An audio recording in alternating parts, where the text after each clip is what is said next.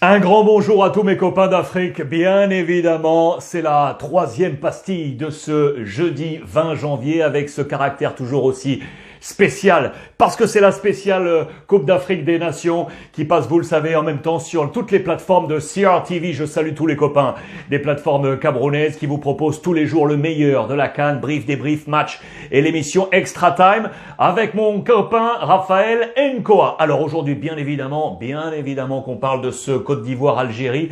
À l'heure qu'il est, peut-être à l'heure où vous regarderez cette pastille, le match sera déjà terminé et on connaîtra l'issue de cette rencontre et à savoir si l'Algérie, oui ou non, est qualifiée. Pour autant, pour ceux qui prennent tout ça en direct là sur mes plateformes YouTube, on va faire le point sur la presse du jour. Bien évidemment, le temps pour moi de vous rappeler que la libre antenne sera ouverte ce soir, 19h, heure française, comme tous les soirs. Grâce à Brut Live, vous téléchargez l'application, elle est gratuite, je vous le rappelle, sur l'App Store, bientôt sur Android et où que vous soyez sur la planète, en Afrique, partout, aux États-Unis, où que vous soyez, on est ensemble via la petite caméra de votre téléphone tous les soirs en direct, 1 heure durant, libre antenne pour parler ballon et logiquement de cette Coupe d'Afrique des Nations. Alors que va-t-il se passer? Ce qui est sûr, c'est que tout a changé depuis hier soir. Les résultats d'hier ont fait que, sans jouer ce troisième match, la Côte d'Ivoire est d'ores et déjà qualifiée. Avant la rencontre et avant les matchs d'hier,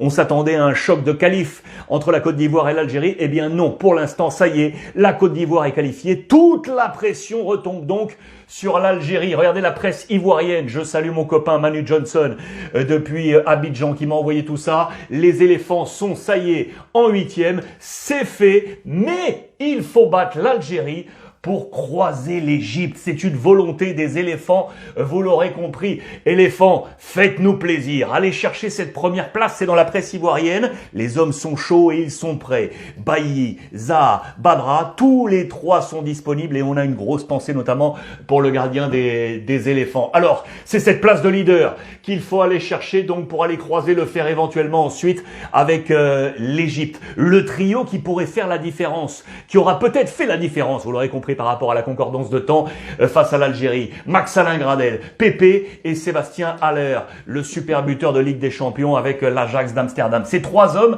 à suivre attentivement, à noter qu'en marge du match, la presse ivoirienne nous parle également du mercato. Regardez, très intéressant.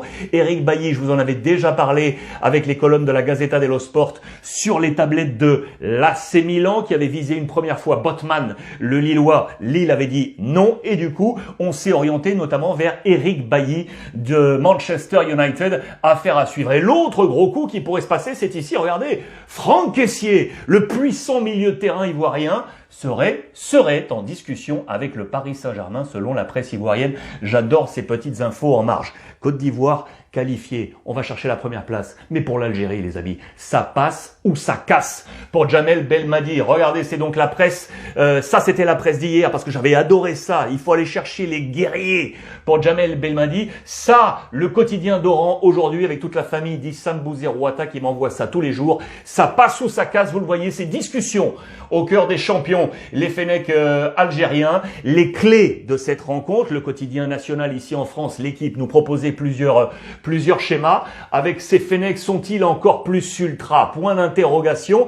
Djamel Belmadi qui est logiquement en première ligue, ce sera le cas par rapport à ses choix face à la Côte d'Ivoire. Des joueurs qui sont en souffrance et notamment un physique, réelle interrogation, notamment par rapport à tous les matchs, les compétitions qui ont précédé cette Coupe d'Afrique des Nations où l'Algérie a énormément donné. Sont-ils frais physiquement pour tenir la cadence? C'est une affaire à suivre. Cette équipe d'Algérie qui est entre crainte et espoir. Regardez, c'est dans les pages du Parisien aujourd'hui en France. Il faut élever le niveau de jeu. La stratégie de Belmadi qui est en question. Les interrogations du côté de la presse algérienne. C'est sûr qu'il faut retrouver ces guerriers. Retrouver les guerriers. Regardez, la presse algérienne justement avec Belmadi qui veut absolument haranguer les siens. Aller les chercher. Il y a des hommes qui seront là. On s'interroge sur les possibilités et sur ceux qui sont frais, pas frais. Vous le savez, il y a pas mal de cas où on s'interroge, pas mal de profils. Tiens, regardez, Ibrahima Bakayoko, l'ex-international ivoirien qui était coéquipier d'eux, Jamel Belmadi à l'Olympique de Marseille. Souvenez-vous, ils se connaissent parfaitement, ces deux hommes. La Côte d'Ivoire est qualifiée. La pression sera donc sur l'Algérie. Évidemment, un peu moins de pression sur Patrice Baumel qui attend pour autant un match super explosif entre l'Algérie et la Côte d'Ivoire. Zerouki, ça c'est le bon point. Il est là, très attendu, le joueur algérien, notamment par le patron de la FAF, la Fédération algérienne de football, qui est venu concentrer les siens, leur donner la lueur d'espoir. Bien entendu, lui qui était resté hagard après la défaite face à la Guinée équatoriale. On avait parlé des clés côté Côte d'Ivoire, des clés côté Algérie. Quel sera le meneur de jeu? Jamel Belmadi, trois options. Boulaya, l'adresse des passes. Brahimi, plus motivé que jamais. Ou encore Belaïli, la position qu'il affectionne. Il y a des noms. Voilà. Également sur le secteur offensif. Vous le savez, l'Algérie marque peu. On va les regarder de près. Des hommes. Bounedjah et Slimani inefficaces. Se passer d'eux. Est-ce réellement possible? Que va faire Jamel Belmadi sur ce plan offensif? C'est vraiment une énorme interrogation dans ce grand match 17h de ce jeudi. On fait le point sur les groupes. On fait le point sur ces groupes, logiquement. On est là, regardez. L'Algérie, 1 point, le champion en titre. Seule la Côte d'Ivoire est donc qualifiée depuis hier. Ça se joue là. Ça se joue également entre la Sierra Leone et la Guinée équatoriale. Passionnant dans ce groupe E. On revient avec le Cameroun. On va en parler dans un instant. Là, tout est joué logiquement. Cameroun, Burkina Faso, Cap-Vert qualifié comme meilleur troisième, Éthiopie éliminé. Sénégal, Guinée, Malawi qualifié, Zimbabwe éliminé. Maroc, Gabon qualifié. Pour les Comores, ça dépend du match de l'Algérie, les amis. Là, on aura un œil ici. C'est pas encore joué. Ghana, vous le savez, éliminé. Là, tout est joué dans le groupe D. Nigeria, Égypte qualifié. Soudan, Guinée-Bissau éliminé. Et là, c'est à suivre pour une 3e place avec les Tunisiens dans le groupe F. Gambie, Mali qualifié. Tunisie, Mauritanie et ça va se jouer là, ça va se jouer dans ces derniers matchs et notamment pour les Tunisiens. On va faire le point d'ailleurs là-dessus. Je voulais juste vous montrer un joueur à suivre que j'adore, vous le savez, dans cette CAN, dans la presse camerounaise. Je remercie mon copain Raphaël qui m'a envoyé tout ça. Jim Alevina, vous le connaissez peut-être si vous suivez les championnats de France attentivement. Lui qui évolue du côté de Clermont, c'est l'attaquant gabonais élu homme du match de la dernière rencontre. Lui sera à suivre, il est en train de gagner des points. Son retour en France va lui permettre de gonfler un peu comme ça du côté de Clermont, très intéressant. Je vous parlais de nos amis comoriens que je salue, bien évidemment, tous les comoriens qui suivent cette pastille. Sachez que le président Azali a passé un petit coup de fil parce que quelle joie après cette victoire, élimination du Ghana et cette victoire qui pourrait permettre peut-être, en fonction du résultat de l'Algérie, de se qualifier pour les Comoriens, ce qui serait absolument incroyable. Le Nigeria, ça c'est l'un des favoris pour moi, vous le savez. Super Eagles qui seront là bien évidemment. Les Égyptiens également qui se sont qualifiés. On attend, on veut aller les chercher pour la Côte d'Ivoire. Je viens de vous en parler. Homme du match, lui aussi à suivre. Capitaine William Polenkong, très intéressant. Mali-Mauritanie donc à suivre. Et Tunisie-Gambie, je vous l'ai dit. Tunisie, attention, la Covid qui a largement frappé la formation de Monder Kebayer. C'est une affaire à suivre. Les Tunisiens vont-ils avoir assez de corps pour aller tenir tout ça? Le Cameroun, jour de reprise, c'était jour de repos hier. Ça y est, on est de retour à l'entraînement. Vous le voyez avec logiquement un super Vincent Aboubakar, pour l'instant meilleur buteur de cette CAN avec 5 buts. Un autre homme à suivre dans cette Coupe d'Afrique, c'est la Grande Muraille. Mohamed Kamara, magnifique, le gardien de la Sierra Leone qui avait terminé, souvenez-vous, en pleurs.